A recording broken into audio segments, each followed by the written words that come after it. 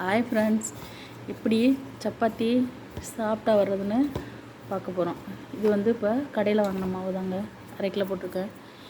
இதுக்கு தேவையான உப்பை வந்து போட்டு இதில் பிசைஞ்சிக்கணும். அவ்வளோதான்.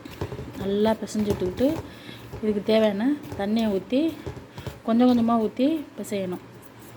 அப்படியே ரொம்ப ஊற்றணும்னு வச்சுக்கோங்க, அடைஞ்சி போயிடும்.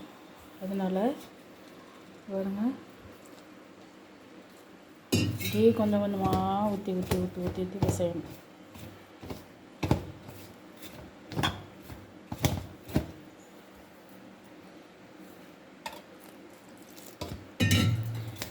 அப்போ தான் நல்லா சாஃப்டாக இருக்கும். சப்பாத்தியும் பூரியும் ஒரே மாவில் தாங்க போடும். ஆமாம், ரெண்டுக்குமே வந்து சேர்ந்த மாதிரி வந்துடும். இப்போ இதிலே பாதி சப்பாத்தி போட போகிறேன், பாதி பூரி போட போகிறேன். எப்படி போடுறதுன்னு பாருங்கள். வந்துருச்சா? ரொம்ப தண்ணி ஊற்றி இப்போ செய்யக்கூடாதுங்க, கொஞ்சம் கொஞ்சமாக ஊற்றி இப்போ செய்யணும்.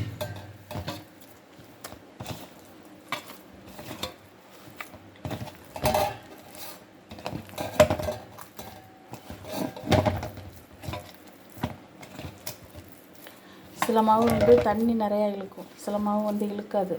அதனால் வந்து தண்ணி எவ்வளவு ஊற்றணும்னு நம்மளுக்கு தெரியாது. சிலது இப்போது 1 கப்பு மாவு போடுறோன்னு வச்சுக்கோங்க, ஒரு 250 மாவு போடுறோன்னு வச்சுக்கோங்க, அதுக்கு வந்து சில மாவு வந்து 3 கப்பு இழுக்கும், சிலது வந்து 2.5 கப்பு இழுக்கும், சிலது 4 கப்பு இருக்கும். அது மாவோட தரத்தை பொறுத்து.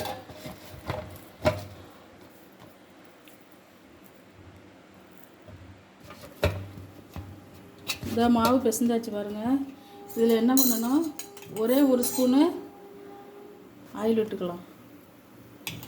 விட்டுட்டு இது ஒரே மாவு தாங்க, சப்பாத்தியும் போட போகிறேன், பூரியும் போட போகிறேன். ஏன்னா எங்கள் வீட்டில் ரெண்டுமே கேட்பாங்க. இந்த பாருங்கள், நல்லா சாப்பிட்டா வந்துடுச்சா? இப்படி தான் நம்ம போடுறது. அவ்வளோதான்.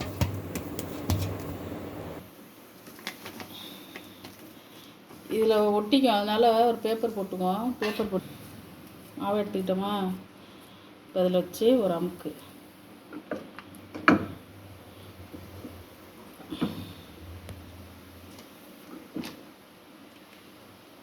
இந்த மாதிரி வந்துருச்சு.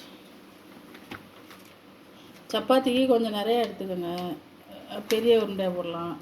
ஒரு கல் வச்சுருக்கோம், இந்த கல்லில் அதை போட்டாச்சு.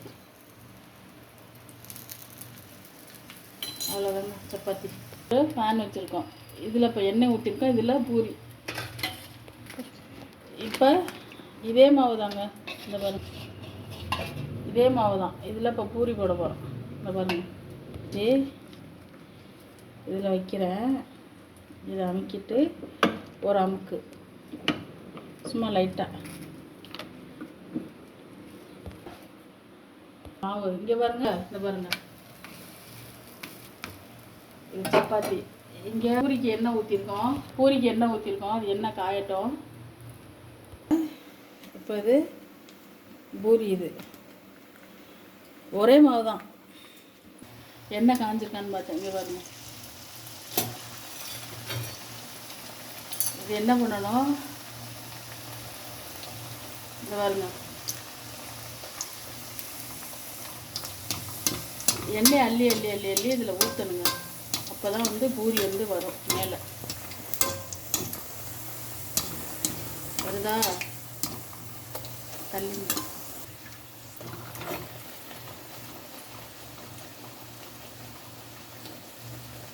நான் சுட்டா பூரி உப்பணும்.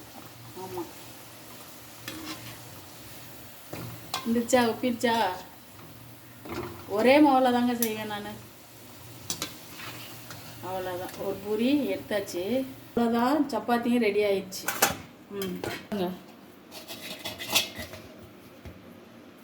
இது சப்பாத்திக்கு கொஞ்சம் நிறையா எடுத்துக்கோங்க, ஒரு அமுக்கு. இந்த பாருங்கள், வருதா?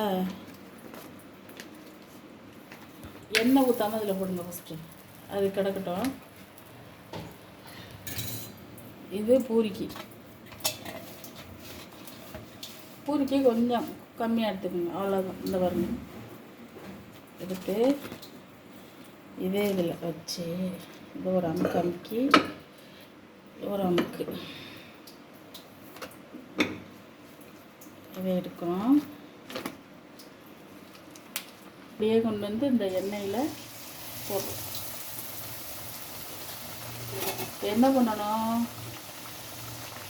இது ஒரு இது என்ன அப்படின்னா, பொரிஞ்சு வரையில் நம்ம என்ன பண்ணணும், எண்ணெய் ஊற்றிக்கிட்டே இருக்கணும். இல்லை அதை சூட்டோடு ஊற்றோம்னா மாவு வந்து டப்புன்னு மேலே வரும். வருதா?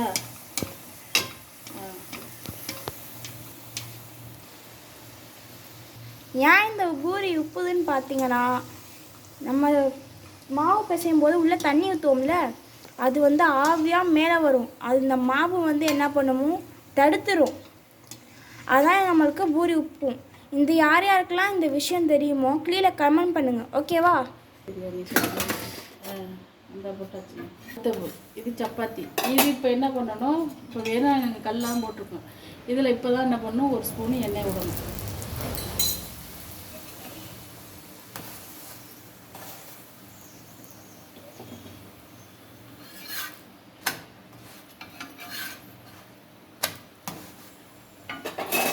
கொஞ்சம் நார்மல் ஹீட்டில் தான் வச்சுக்கணும், இல்லாட்டி கறி போயிடும்.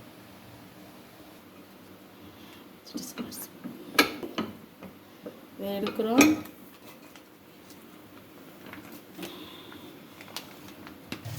இங்கே போடுறோம்.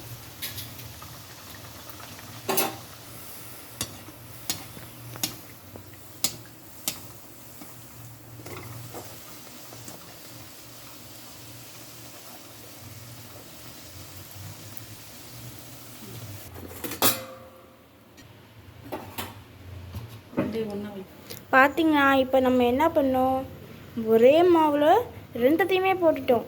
பார்த்தீங்களா, ஒரே மாவில் பூரியும் போட்டுட்டோம், சப்பாத்தியும் போட்டுட்டோம்.